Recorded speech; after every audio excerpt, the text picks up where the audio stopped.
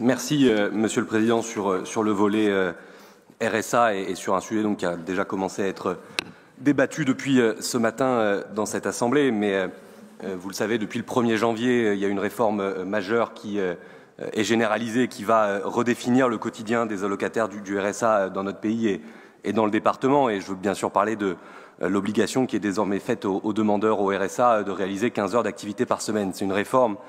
Je ne vais pas parler uniquement de son volet national, parce que c'est une réforme qui, dans sa philosophie, s'inscrit finalement dans la même philosophie que le plan d'action RSA que vous avez lancé en 2022 et qui est présenté, ça a été dit par la première vice-présidente, comme un levier de remobilisation et d'insertion professionnelle.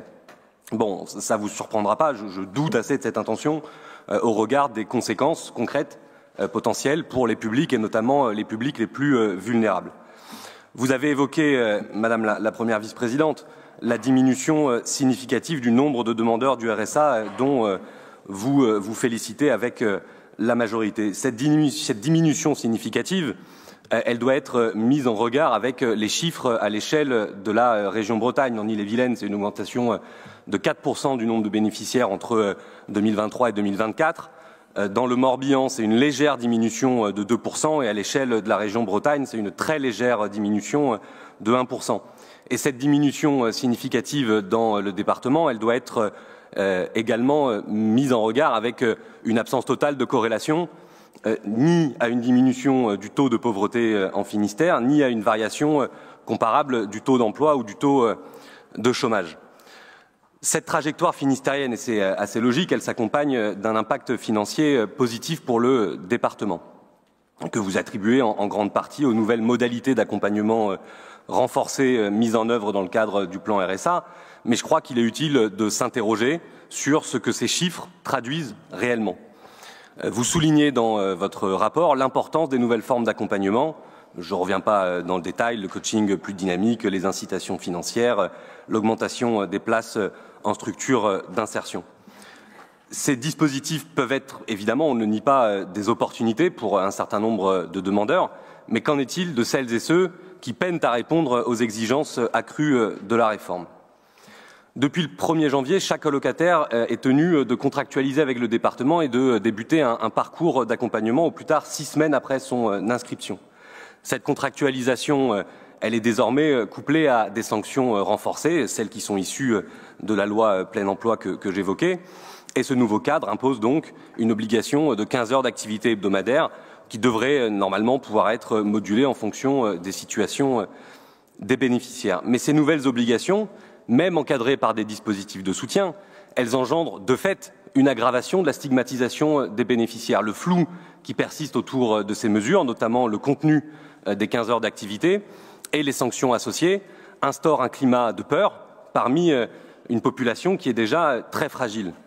Et d'ailleurs, je crois que la récente dégradation de l'agence France Travail de Carré illustre cette tension. Et j'en profite d'ailleurs pour témoigner évidemment tout mon soutien à cette agence, à ses personnels qui ont été pris à partie dans un contexte où de nombreux bénéficiaires se sentent acculés par la réforme. Derrière les annonces sur la baisse du nombre d'allocataires, combien ont déjà renoncé à leurs droits sous l'effet de la pression, de la stigmatisation? Combien ont d'ores et déjà renoncé à faire valoir leurs droits pour échapper à ce climat anxiogène? Un mot également sur la mission de contrôle intensifiée qui est mentionnée dans le rapport. Le département a choisi d'intensifier les contrôles administratifs, ce qui aurait permis, je cite, de lutter contre la fraude. Mais à quel prix, Monsieur le Président? Ces contrôles, qui peuvent être utiles pour préserver l'équité du système, on ne le nie pas, sont souvent vécus comme intrusifs et anxiogènes par les allocataires. Parmi les milliers de contrôles qui sont réalisés chaque année, quelle part des dossiers pose problème? Et parmi ces problèmes, combien sont en réalité des retards ou des absences de réponse liées à des situations de précarité ou à des difficultés d'accès à l'information?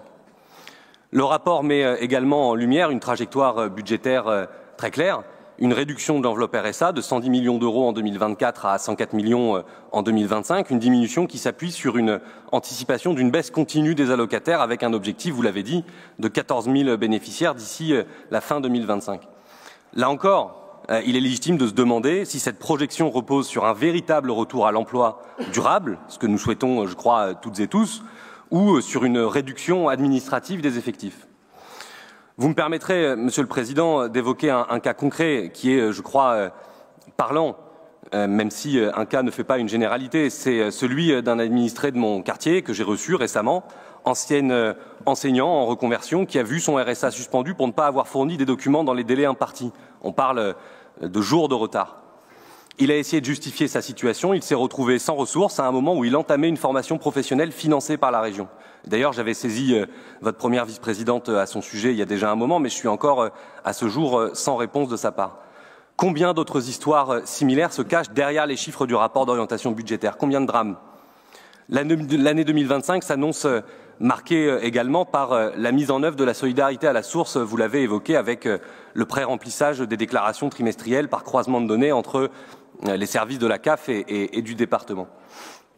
Et si cette réforme promet de simplifier les démarches administratives, elle pose également des questions sur la fiabilité des données et sur la capacité des allocataires à rectifier des erreurs éventuelles avant que les sanctions ne s'appliquent.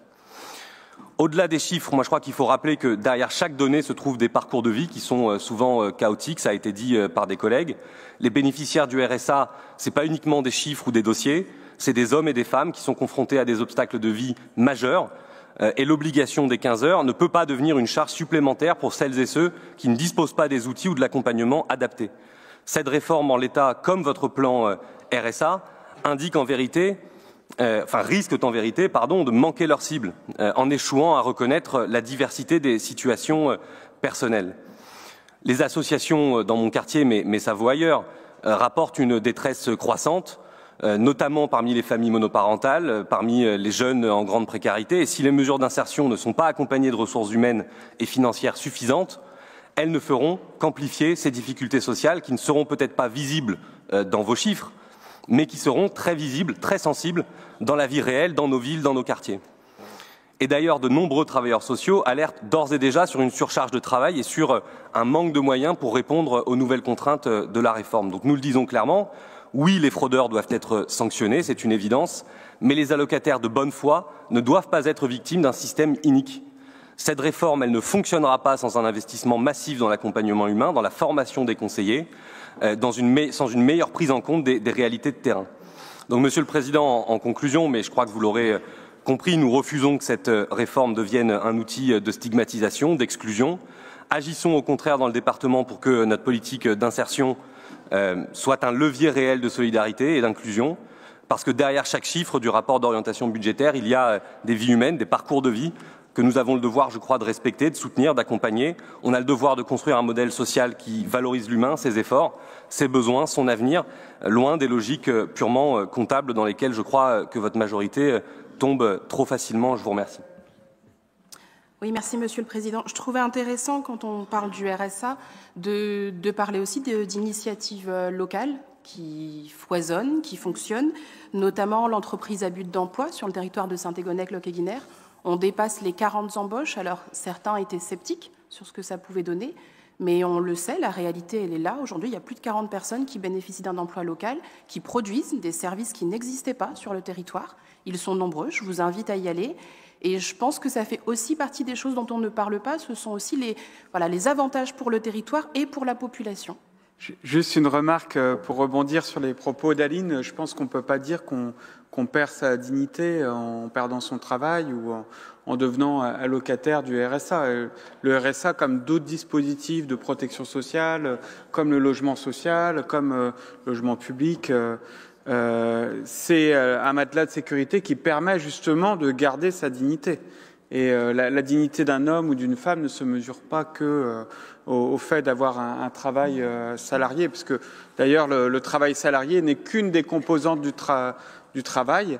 Et il y a aussi des allocataires du RSA qui s'investissent dans le bénévolat, au service de nos associations, qui sont créateurs, qui ont des ressources, des savoir-faire, des compétences à valoriser, et y compris à valoriser dans le travail. Donc je pense qu'il faut pas qu'on ait une culture trop chrétienne, culpabilisante sur le travail. Je sais bien que saint Paul a dit qui ne travaille pas ne mange pas, Marx aussi d'ailleurs, mais je pense qu'il faut avoir une vision pragmatique des choses.